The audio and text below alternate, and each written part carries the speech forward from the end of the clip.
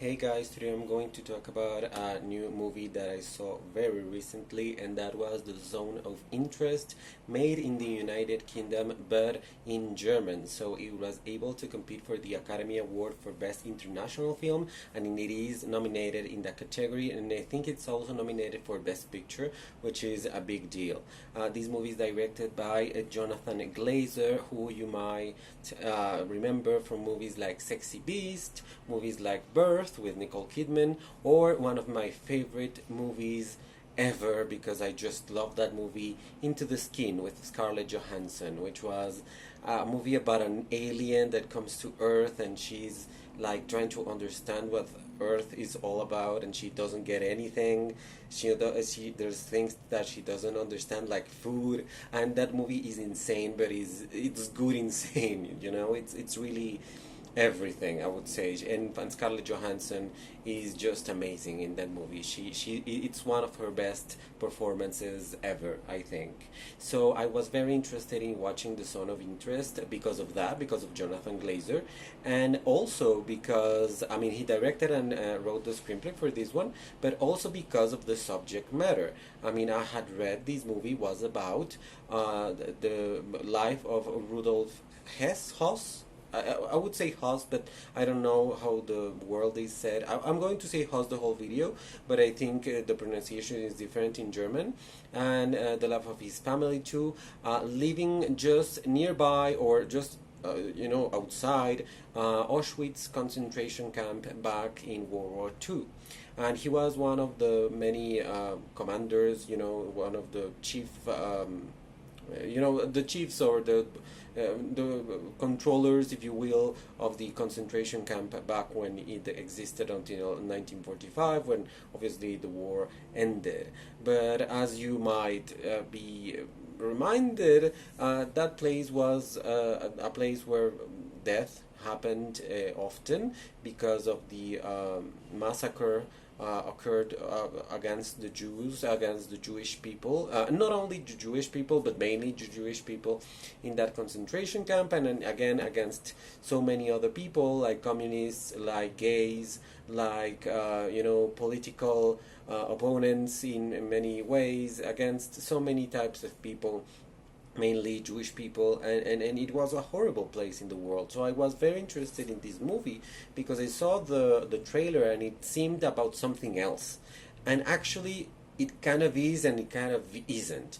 This movie shows what it is for a family to live in a new house, in a house that they happen to love, and they happen to love their life there. They happen to realize that they really enjoy living in this beautiful house. It is kind of a beautiful house, to be honest. It's kind of small and kind of ugly for that time and for now, to be honest.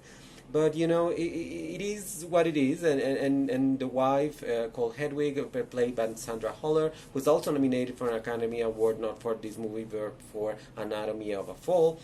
She really loves the house, and she really enjoys that they have a river nearby, and they have fields and a huge garden where she can have all the vegetables that she wants, and they have kind of like a little pool, and they have their children around and their dogs and everything, and they can live the best life that they want to live, basically. And you have that movie. You have the movie about a family that wants to really enjoy their home, and that's kind of nice if you only take it that far. However, you have glimpses, that's the way Jonathan Glazer directs. He's very subtle. He's not in your face about things. He's very subtle about things, and he decides to portray this as realistic as he can. And you can see that in the photography, for example, which is very steady, is really dry in terms of lighting. He doesn't use huge light fixtures or anything. He's very natural in that sense. And also, he's in the movement of the camera is almost non-existent, to be honest. The camera doesn't really move. It's always static or just panning, moving on a dolly, and that's it. That's the greatest movement you can see in the movie.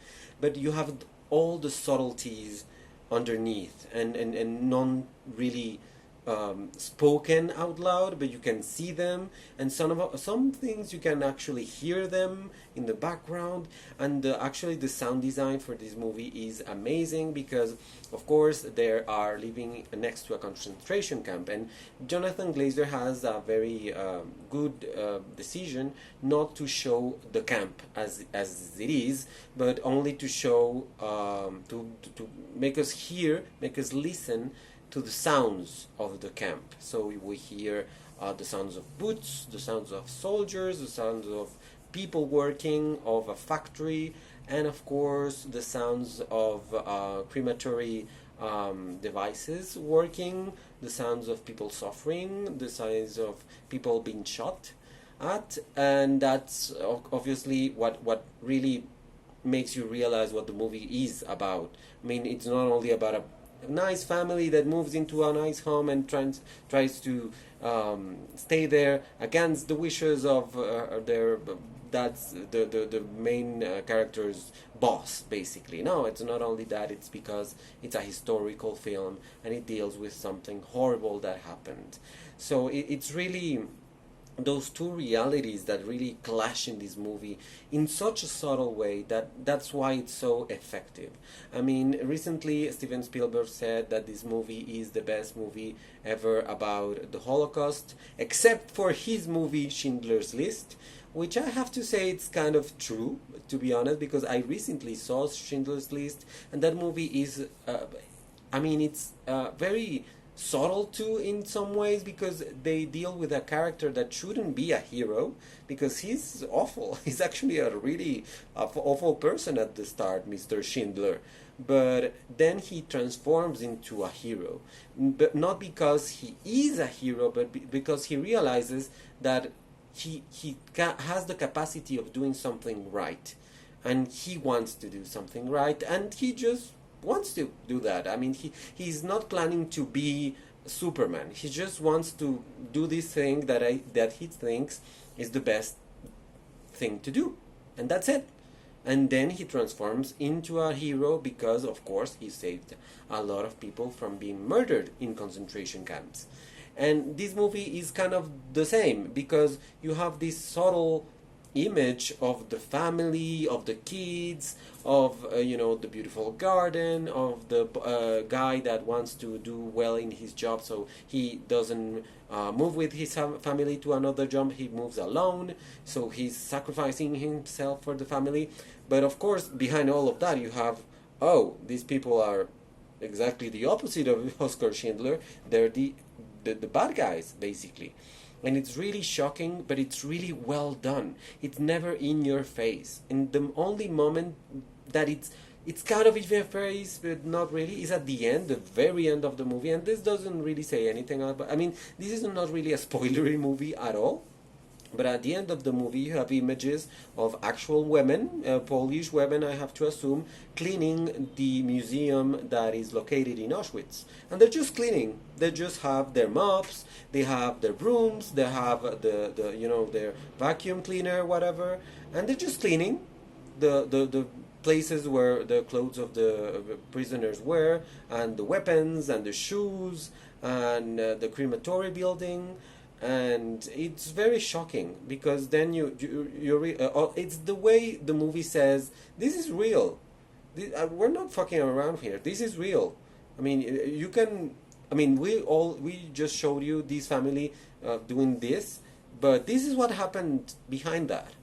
And it's really insane, because it really makes you think about today. I always think that movies that through a lens in the past or maybe the future take you back to the present, those are the good ones.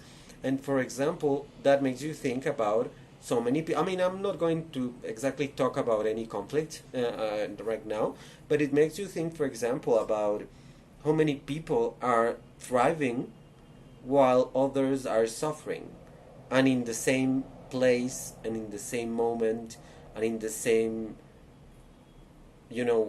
area, if you will, because that happens, and it doesn't happen only in war, it happens in life too.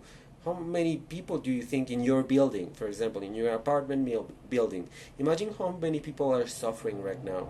How many people are thinking of ending it all? Or how many people are dealing with financial issues, or with something that they didn't see coming, or with health issues or something?